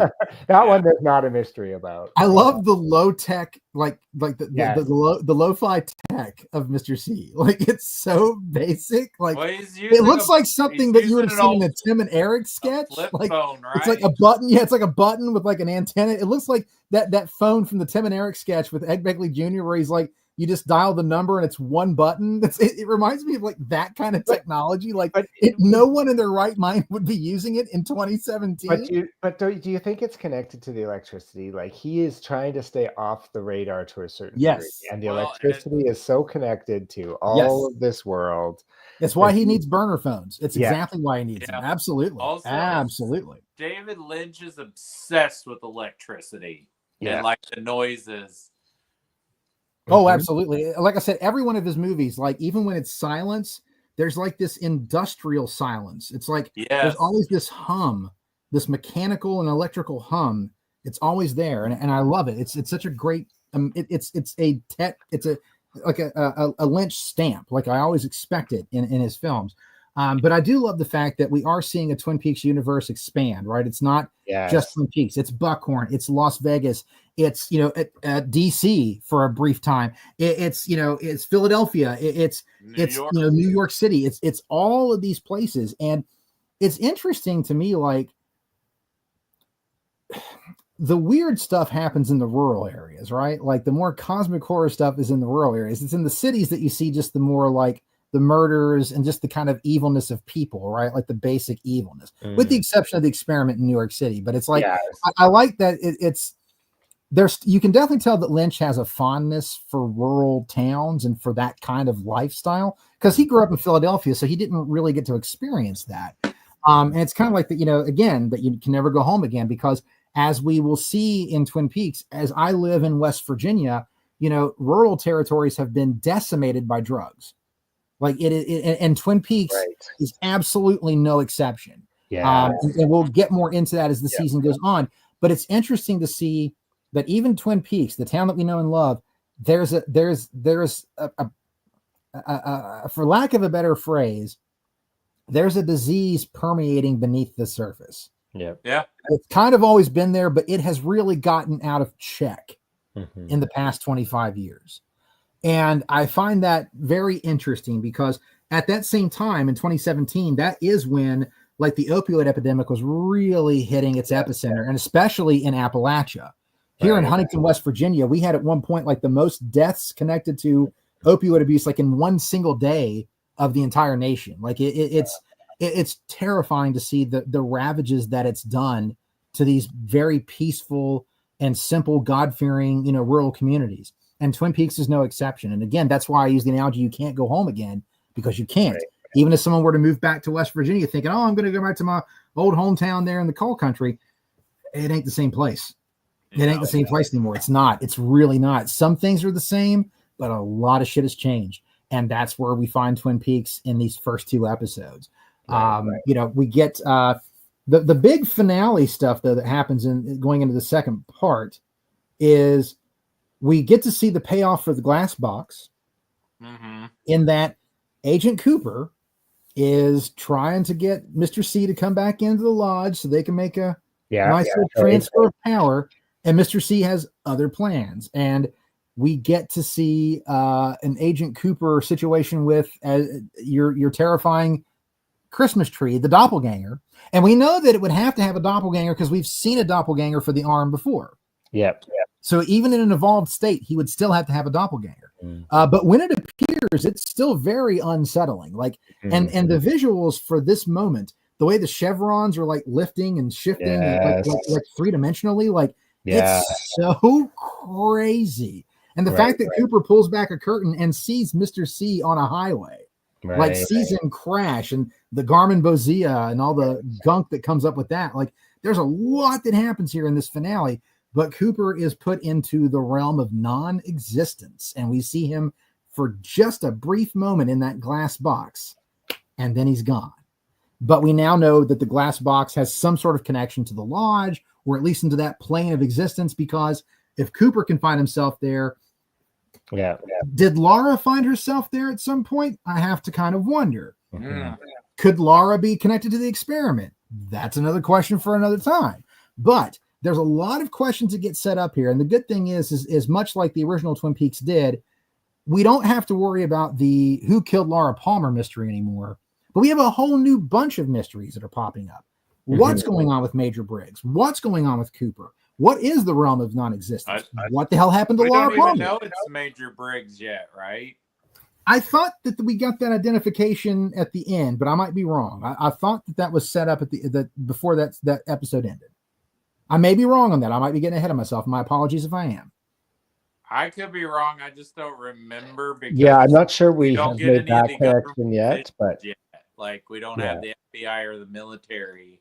My apologies. Then I got ahead of myself, I think, by an episode. My apologies. But we will find out, of course, that that's what that is. But I mean, like, we have all of these other mysteries now that don't rely on who killed Laura Palmer. And so it goes to show that Twin Peaks still has a lot to offer. It goes to show that there are still great stories to be told in this universe. And it goes to show that even after 25 years, Twin Peaks is still relevant, it's still fresh, and it's still the cutting edge of television. And I think that's really been the great thing about looking at these first 2 episodes again, is all of that still reigns true. It still very much is interesting. And yes, when it got to the end, that opening night, we get back to the Roadhouse, and at the end of every episode, the Roadhouse has a musical act. That was interesting. Again, I love that he's reinventing how he uses these things. So the Roadhouse becomes this sort of chapter marker in a way, framing piece, and that there's different artists. It's not just Julie Cruz. It's apparently just random artists David Lynch likes. Also, there's some like rando one-off characters we never get to see. Some we there's get to tons see in the Roadhouse. Tons. There's a ton of things that are terrible things happening to some of these people we never see again or even know who they are. But I think what they're there to show is that Twin Peaks is not the same place anymore. It's not the wholesome 1950s apple pie mom America thing that you always thought it was. It's more like really showing us that this has always been here. But only now in modern times you can see it a lot easier. I have forgotten in the end of episode 2, after now watching it all again and then going back and watching 1 and 2 for tonight. there's a very important character that's introduced that we don't know who they are yet. That's there with Mr. James Hurley. Right. The glove boy. Freddie. Yeah. We don't know who he is yet, but he's just there with James. So again, I loved how this 2-episode thing ended because we're in the Roadhouse. It's a familiar place, but it feels very different because now there's a huge crowd. There's a band playing. It's a very different vibe that's going on in there.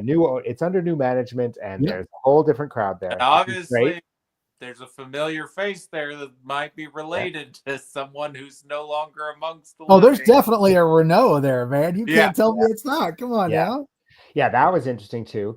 But I love that there's Shelley. And I love that Shelley seems to be in a pretty good place. Yeah. Like, we'll find out more about where she is, but she seems good. And I love this bit, how it ends with her saying that line about James has always been cool. James was always cool. I think there's this thing, we joked about it before in the old season, but I mean, James got so much hate because of the sort of where season 2 ended up sort of taking him. But I think there's this nice sort of redemption for him in this moment. And I'm just going to say it, Matt Shanamick still looks amazing. Oh, God. Good for her. Like, she is incredible. And she's just, her character seems to be in this good place. Like, that gave me some nice, after a lot of the horror and questions and all this, what the frick is going on here, that we got back and we end in this place with the music. It's a great song. It's one of my favorites from the new soundtrack. And we see Shelley, she's having fun. She's with her friends. She's living a good life. It looks like we see James. She affirms James's coolness, and it just was a nice way to go out after those first 2 episodes. And you get that initial starring Kyle MacLachlan, and you just go from there, man. It's and I think, as we'll see with the few things James has, that he's still the same James in a lot of ways. He's still that kind of sensitive soul person. I agree. Maybe never really does much of anything. And is that Balthazar Getty who's flirting with Shelley in the bar? Yeah. Yep. Or is it Pete? Yeah. Pete Age. This is the real Pete. Yeah. No, for sure. And I'm just going to say here, and this is just totally because I'm a nerd, but I like the idea that these movies are interconnected. And we've talked about this before, that Lost Highway, Mulholland Drive, these could all exist in the same universe with Twin Peaks. And I like the idea that these characters might be, because already with Lost Highway, variations on characters, right? I like that he's bringing in these actors from these other projects that he's working with. I mean, we'll obviously get to Naomi Watts in a little bit, but I like this idea that there could be these connections, especially in a Lynchian way where they're not the same, but they are, right? So I like drawing those parallels a little bit. Well, I will say this, now that you've mentioned Naomi Watts, I will say this. I think all of my favorite stuff in season 3 is in Las Vegas. I'm just going to leave it at that. But I think all of my favorite new characters are all in Las Vegas. And I cannot wait till we get to talk about them. But goddamn, I mean, and I love being back in Twin Peaks, don't get me wrong. But of the new stuff, for me, Las Vegas is where it's at. There's good stuff there. It's on a different level, man. And again, it also delivers some of the most Twin Peaks moments, but it's fucking Vegas, right? Like, that shouldn't be the case, but it delivers some of the most wholesome, some of the funniest, some of the lynchiest moments of Twin Peaks: The Return. It's all right there in Las Vegas, man. And it's kind of ironic that, why wouldn't it be Las Vegas, right? Because everything that happens in Vegas stays there, right? We'll talk about Naomi Watts when we get there, but I just want to shout out, I love her. She is so talented. She's so good in this show. I can't wait to get to the parts where she's in it, because she's just so great. I mean, she's great in so many things, but this is one of my favorites of her roles. And I adore her from Mulholland Drive as well. But I'm just so excited to see her get involved with this. And I mean, she's not my favorite female character in this. We won't even get to that yet, but I still adore her. Yeah. No, I'm fairly certain I know who your favorite is, and you're completely right on that. She's the right pick. Again, the great thing about this season with all the new characters, and man, what a fucking murderer's row of actors did they get for this season. No kidding. Even people who might have like 5 minutes of screen time, but man, you get some heavy hitters. And I will definitely agree. My favorite female character has not come about yet, but you've heard her name many a time. I'll just say that. Yep. But right behind her is definitely Naomi Watts' Janie E. But there are so many wonderful characters we don't even get to discover yet. And that's the great thing about this season. I'm glad he had 18 episodes because the characters, watching it the second time, I was really amazed about how much I wasn't thinking about, oh man, I can't wait till we get back to Twin Peaks. Like I wasn't thinking, well, the first time through, I was just like, oh man, I just really want to get back to Twin Peaks and see what, I'm just going to see it. Like I'm really excited about this, but I really want to see what's going on there. This time I was just like, we'll get there when we get there. I'm really enjoying my time here with these people. You're right about that, but one thread that happens in Twin Peaks is one of my all-time favorite parts of the whole saga. And we'll get there too. I know exactly what you're talking about, and I will completely agree. It's one of the moments that I'm glad this thing exists. Yes. Again, before the payoff to that moment. Yes. The payoff is one of the greatest of all time. It's the greatest 25-year payoff maybe ever. Exactly. We're in for such a treat to rewatch this again. I am so excited to go into 2025. I've got so much pessimism about 2025, but one thing I'm looking forward to is rewatching this series with you guys because that's going to bring me so much joy. This is one of the best pieces of television that I've ever seen. And it's so fun to revisit it and to be able to talk about it with you guys. That's going to be such a joy for this year. So I'm so excited to I'm glad we're kicking off. It's almost New Year's. It's almost, yes, it is. It's almost kicking it off with the first 2 episodes, but we've got so much fun ahead of us. Oh my God. And it's like really a dense amount of fun coming. Like there's so much to discuss in these upcoming episodes that I am going to be in agreement. Episode 8 needs its own. Jesus, does it need its own? I mean, like that. Okay. For me, and this is not going to be a shock being a David Lynch fan, but I think it's the single greatest hour of television I've ever seen. Like it's up there. There was such a payoff to things from Twin Peaks Fire Walk with Me, things said by David Bowie's Agent Jeffries. There was such a payoff in that episode that I just kind of sat there with my jaw just dropped. And I immediately called my best friend, Brian, who's the one that introduced me to all things David Lynch and introduced me to Twin Peaks. And his immediate first word was, did you just watch? And I was like, oh my God. And we talked that night till like, I think almost 2 hours. I think it was almost 1 o'clock in the morning when we finally quit talking about it because we were just like, the payoff was so astounding. Like it's shit that you'd always in your mind thought, what would it be? What would it look like? What does it mean? And to finally get those answers. And I tell people all the time, episode 8 is the make or break point. If you're not with it from there, just stop. Just stop. Do like Lord Humongous says in The Road Warrior, just walk away. You don't have to walk it any further. Just walk away. Because it's if you're not with it at that point, you're just not going to be with it. It's that is such a critical, like that pun fully intended. It is the linchpin of the season, man. It is like everything revolves around that episode, and it's almost 2 episodes in one. So the second part of it, the second episode of that episode is one of the most important things that Lynch and Frost have ever given us. And I think it absolutely deserves its own discussion. And I think so. I'm a big critic of how most TV, especially in the streaming age, really feels like there's just so much filler happening. But this series really, like, he could not have done the things like episode 8 if he had only had 9 episodes to do. No, right? Like, not a chance in hell. The story that he's telling here is far too big, and I don't feel like any of it is filler. I think that this breaks the rule for me of, you know, like most series I would say should be half the length that they are. No doubt. And Lost is a prime example. Lost is a prime example. Should not have been a 22 episode season. No.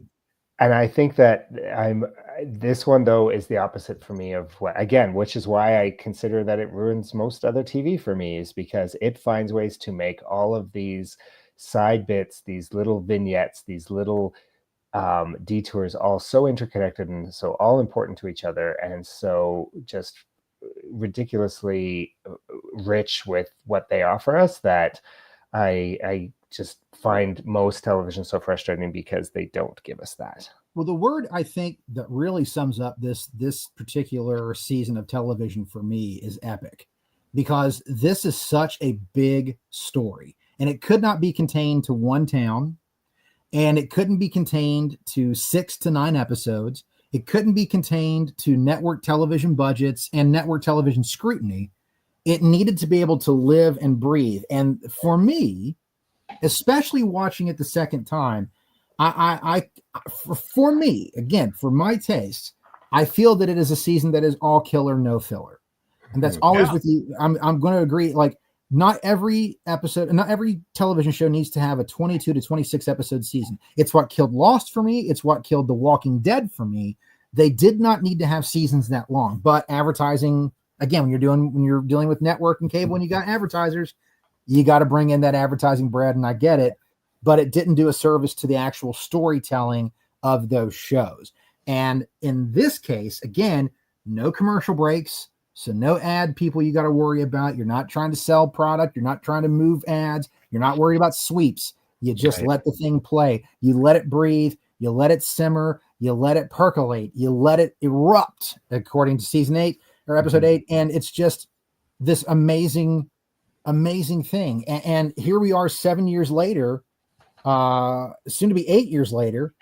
And I still have not seen anything come even close to it for me, as far as the sheer excitement, the sheer audacity and craziness of it, the sheer spectacle.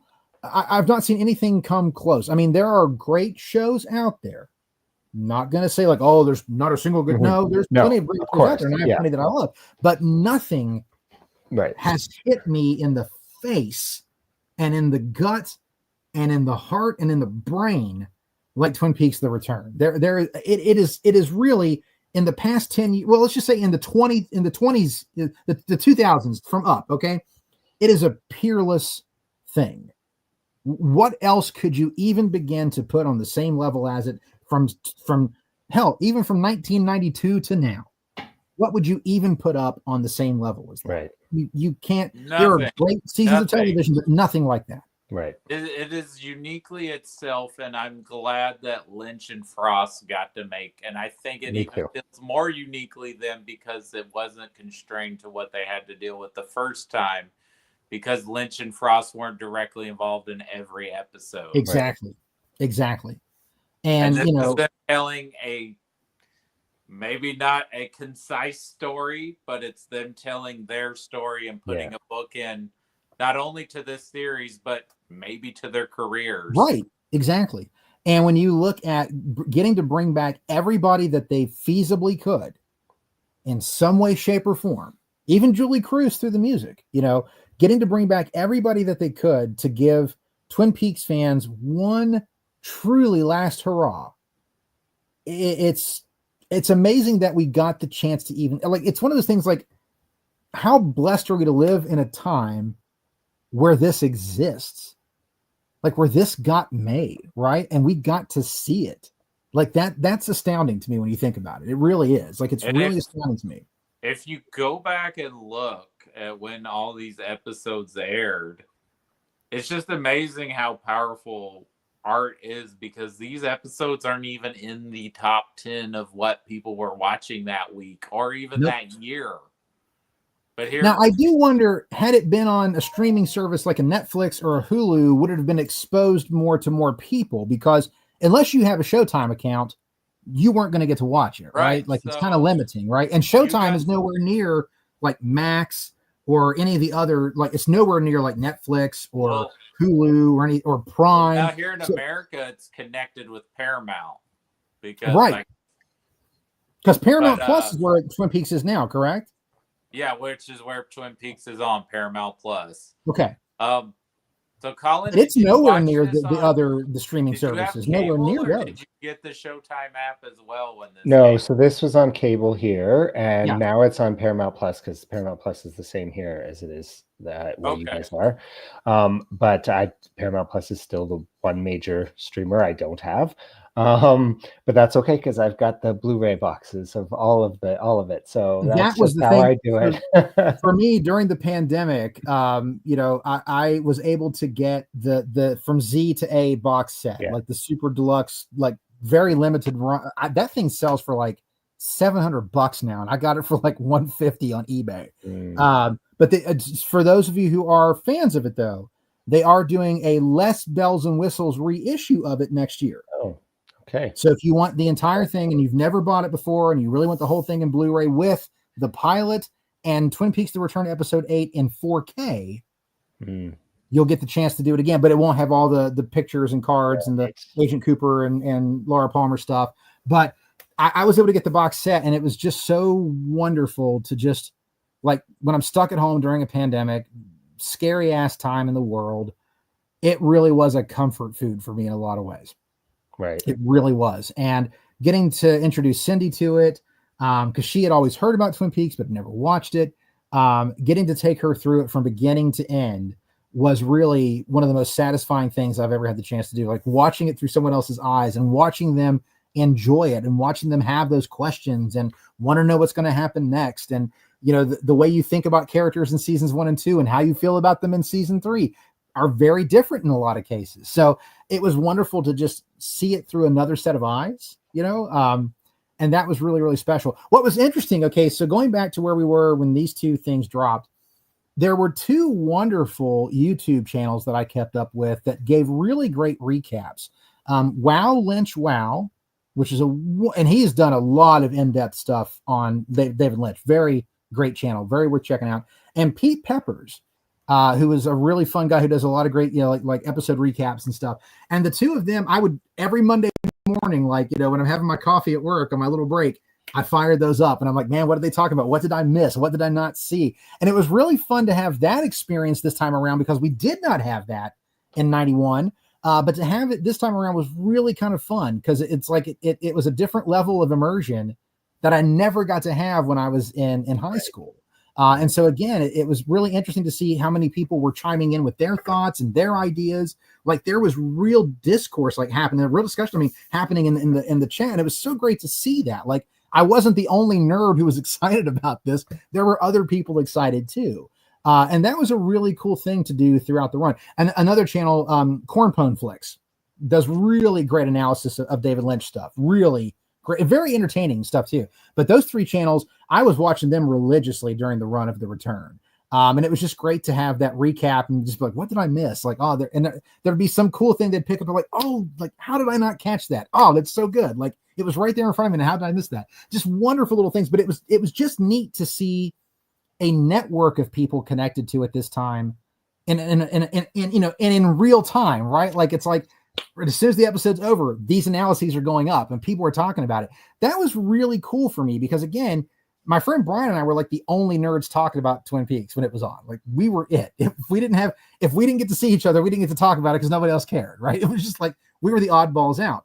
And this time around, we were not the oddballs. We were part of a community. Right. And that was a really cool thing to experience that because I don't know, there was a sense of I don't know, there was such an excitement for it from the community. And it was really exciting to see just how big the community had gotten in that 25 years.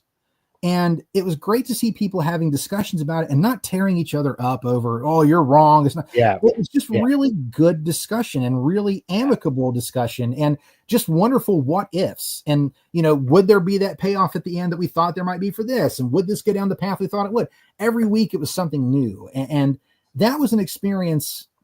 When are we going to see Audrey? I remember that was one of the discourses is like, where's Audrey? When do we see Audrey? Everybody was asking that. Yes. Audrey was really one of the big questions. You are not incorrect on that. And now we'll get to Audrey, but I know a lot of people a long way down the road. A lot of people don't like her arc. Right. Other people are okay with it. We'll definitely have a lot to discuss there. Yeah. And to watch all that too. Yeah. With what's going on with her in the show. Yeah. It'll be fun. There's a bunch going on. And I'm so glad we took the time to go through the films that we went through to get here, because I think those films are so key to understanding how this season is going to unfold. Yeah, they really are. And again, they also feel like they could be of this world. Could Sailor and Lula pop up in Twin Peaks? Yep. I totally buy that shit. I can see them hanging out in Vegas with the Mitchum brothers. Yeah, absolutely. Like, why would they not? Like, it's just, I'm so glad we took the time to do it, because I think that was the biggest issue for people who had never watched the David Lynch thing other than Twin Peaks. They go into the return thinking, what the hell is this? Like, this isn't what I signed up for. But if you were familiar with Lynch, then it was absolutely what you expected. There's another thing, and maybe I'll save it to when we get more into the major Briggs, because it's not really a big thing on the return. It's just another theorize of where maybe season 3 would have gone if we had got proper season 3. Yeah. We can chat about that as the story develops more, but I think that, I mean, there was a lot of speculation, and in the end, this is the universe we live in, and this is the way that the show has played out in our timeline. So, but I do think it's great this season how much we get to experience more of Project Blue Rose. Yeah, and I do feel like that was going to be a critical part of season 3. I don't think there's any way it couldn't have been a major part of it. They were already setting up Gordon Cole and Albert, so we had a lot of those characters already going. But I will say, as this season unfolds, it may not be what you wanted, but I think you'll be happy with what you get. Mm-hmm. It's maybe not what you wanted, but it's kind of what you needed. It's maybe not exactly how you thought it would play out, but it all makes sense when you think about it in the context of when and where we were when this thing finally got unleashed. Yeah. It's just, to me, an example of, a director who is not going to spoon feed you, which Lynch has never been that director, but he's not here to keep doing the same thing again, because he's also evolved 25 years and he doesn't want to do the same thing over again. And that's a risk, right? Like, that's a major risk at this, right? Because a lot of things were riding on this major budget, 18 full episodes committed. You're bringing back all these people. You have a lot of expectations. That's a major risk to not play it safe. Yep. And do the safe thing. But thank God he never felt the pressure that he had to play it safe. He and Frost were able to just have their minds unleashed on all of us, and the return is the result. And how refreshing is it that an artist in their 70s is still trying to reinvent themselves? It felt like when I saw Mad Max Fury Road. Yeah. I was like, man, how is it that the future of action films has just been determined by a dude in his 70s? But here we are, man. Like, George Miller reinvented action films with that film. And David Lynch sort of reinvented how you look at episodic television with The Return. And it feels like, much like with the original run of Twin Peaks, everybody's been trying to catch up, and no one's figured out how to catch that lightning in a bottle quite yet. Well, I look forward to all the conversations we're going to have. Me too. Happy New Year to you guys both. Happy New Year. And to those of you watching, Happy New Year. Happy New Year. Yeah, we're almost there. When do we want to talk about 3 and 4? How does the 12th look? Should be good for me. I should be good for the 12th. Okay, let's plan for that. Schedule it for now for the 12th for 3 and 4. And that'll work. We'll go from there. I think that sounds great. Well, I hope you guys have a really great end of 2024. Same to you. Here's hoping for all the best for this upcoming year. Yes, we need it, everyone. Yes. But I look forward to talking about this, and I look forward to all the theories you guys have on these various episodes, because there's things that haven't been blatantly said, but have been theorized, especially when we get to episode 8 on who certain people might be. Yeah, that's fair. I'll just say this: 2025, I don't know what it's going to hold for us from a political standpoint. A lot of people are feeling a lot of tension, and not just in our country. other countries. Colin, I know you're up in Canada. Like everybody's feeling tension from the United States, including people outside of the United States. So I'll just say this. It's fortuitous that we're doing this right now. I think the one thing that we can all agree on, and the thing that we can all look forward to in 2025, is no matter what happens in the realm of politics or any of the bullshit you want to deal with there, we always have art, right? And art is one of those things that is the beautiful thing about humanity. It's what separates us from everything else, is our ability to create, our ability to dream, our ability to be able to just develop worlds and ideas and things out of the blue, out of nowhere. And as scary as things are, your art, as I always say, art always finds you when you need it. And this is a great reminder of that. Don't let anybody steal your sunshine, right? Like, live your life. Whatever politics are is whatever politics are. And all you can do is do the best. You can only control what you can control, right? You can only control your controllables. There's a lot of things you can't control. What you can control is bringing art into your life. And whatever form that is, movies, music, television, painting, photography, whatever the hell it is, you can bring art into your life. And we will continue to get to do that by having a discussion about this throughout the new year. And whatever other things we want to discuss once we finish this, we've still got plenty of other Lynch films to talk about, and of course, plenty of other directors that we will hit in this whole thing. But isn't it great that we get the chance to do this, right? Like it's really special. And to the people who watch this, we appreciate you taking time to watch it with us. We appreciate you. If you have comments you want to share with us, please do. And just hold tight, keep the faith, and as always, no matter what happens, you got art. And if you got art, you got a lot. And you've got your family, you got your friends, you got your art. No matter what happens, life's not that bad. It's pretty damn great, actually. So with that, thank you all for an amazing 2024. One of the greatest joys I've had this past year has been discussing all things Twin Peaks and David Lynch with you guys. Thank you for taking the detour that we took with the 4 films, especially getting to talk about Lost Highway for me. I'm so excited that we finally had that conversation. And I look forward to all the things we'll be discussing in 2025 on top of the return to see where else we get to go with all things David Lynch. But with that, seriously, my year has been better because I got to hang out with you guys in some way, shape, or form numerous times this year. So thank you for enriching my life and enriching my year. It really has been better because I've had the chance to hang out with you guys. So for that, I am grateful. Yeah, I feel the same way. Thanks, Kevin. Right back at you. Yeah, it's been fun. I've been enjoying rewatching it and watching all these other movies. And getting to think about them in a different context, perhaps. That's what it's all about, man. It's expanding the concepts of how you view it. Absolutely.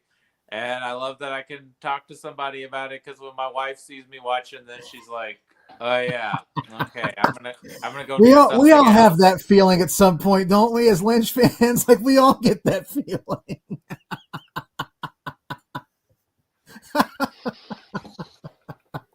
Well, Cody, as always, thanks for putting this all together. Thank you for all the work you do to get this done, and for coming up with the idea of even doing this, man. Like seriously, it's wonderful to get to do this with you.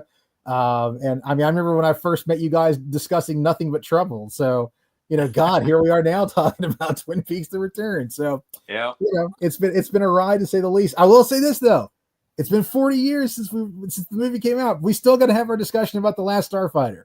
We still have to. Yeah. We still have to. All right, we should do it, guys. We'll make it a special episode. I'm all about it, Colin. I'm sure you would have a wonderful chime in on The Last Starfighter. It's a great movie. We should all talk about it. I'm totally here. We should. Guys, have a great. All right, guys. Year. Happy New Year. Happy New Year. Have a great night. Thanks. See you in 2025. Yes, that's right. 2025. Is it present or is it past? Man, won't we all be asking that question? Good night. All right. Good night.